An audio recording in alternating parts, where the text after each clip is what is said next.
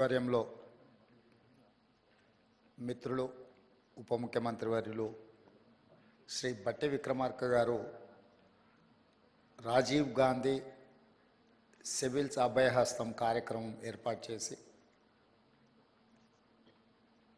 తెలంగాణ రాష్ట్రం నుంచి ఎన్నో కలలు కంటూ ఉజ్వల భవిష్యత్తు కోసం తమ తల్లిదండ్రుల తమ రాష్ట్రం యొక్క ఆకాంక్షలు నెరవేర్చడానికి మీరందరూ చాలా కష్టపడి పబ్లిక్ సర్వీస్ కమిషన్ సివిల్స్లో ప్రిలిమ్స్ క్లియర్ చేసి ఇప్పుడు మెయిన్స్కి ప్రిపేర్ అవుతున్నారు. మీకు అందరికీ తెలంగాణ గురించి నేను కొత్తగా చెప్పాల్సిన అవసరం లేదు. ఈ రాష్ట్ర ఏర్పాటే,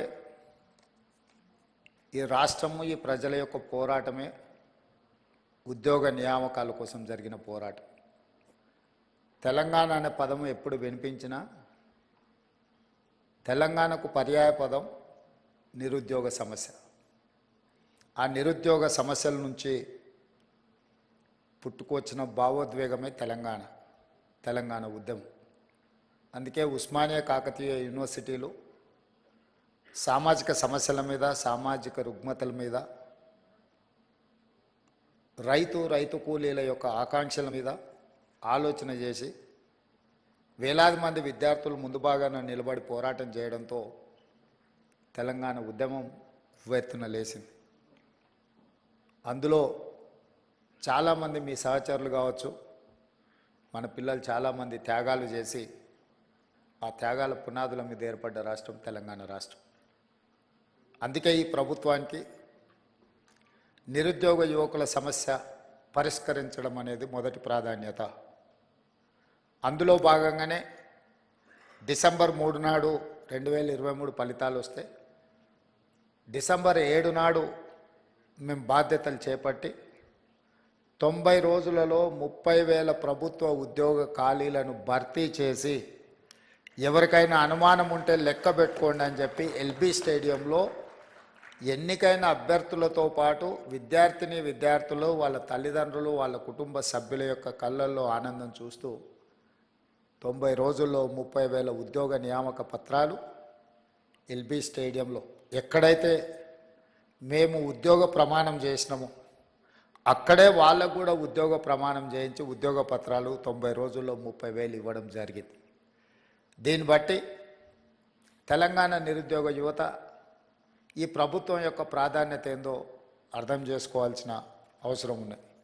అదేవిధంగా మీకు అందరికీ తెలుసు, తెలంగాణ రాష్ట్రం ఏర్పడిన తర్వాత 10 సంవత్సరాలలో ఇచ్చిన ఏ నోటిఫికేషన్ కూడా ఇచ్చిన సమయానికి పరీక్షలు నిర్వహించిన సందర్భమే లేదు. దానికి కారణం ఏదైనా అయి ఉండొచ్చు, వాళ్ళ ఆలోచన విధానాలు ఏమైనా ఉండొచ్చు.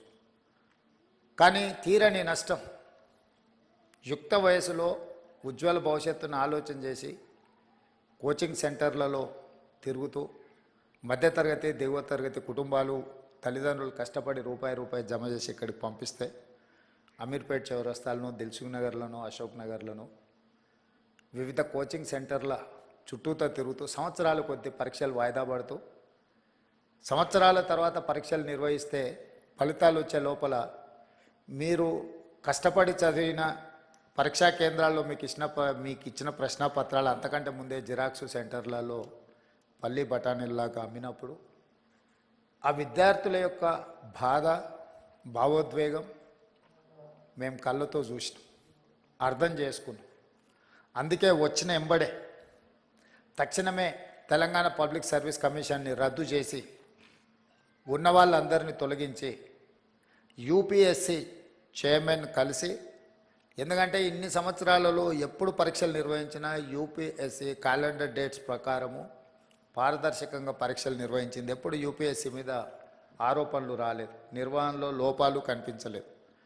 అందుకే తెలంగాణ రాష్ట్ర ప్రభుత్వం ముఖ్యమంత్రిగా నేనే స్వయంగా యూపీఎస్సీ చైర్మన్ వాళ్ళ ఆఫీస్కి వెళ్ళి కలిసి అక్కడ మన అధికారులందరినీ, చీఫ్ సెక్రటరీ గారితో సహా అందరినీ తీసుకెళ్ళి అక్కడ అధికారులతో సంప్రదించి తెలంగాణ పబ్లిక్ సర్వీస్ కమిషన్ను కూడా కంప్లీట్గా పునర్వ్యవస్థీకరించి యూపీఎస్సీ తరహాలో మార్పులు చేసి ఎంబడే నోటిఫికేషన్స్ ఇచ్చినాం.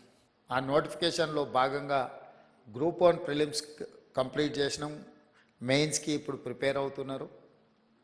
నిన్నటి నుంచి డిఎస్సి పరీక్షలు నిర్వహించడం 11,000 పై పోస్టుల వాటి పరీక్షలు నిర్వహణ మొదలైంది.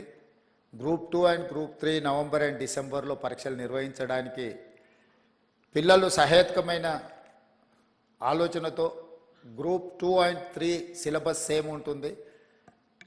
మేము ఇప్పుడు డిఎస్సి పరీక్ష రాసినంబడే గ్రూప్ 1కు ప్రిపేర్ అవుతాం.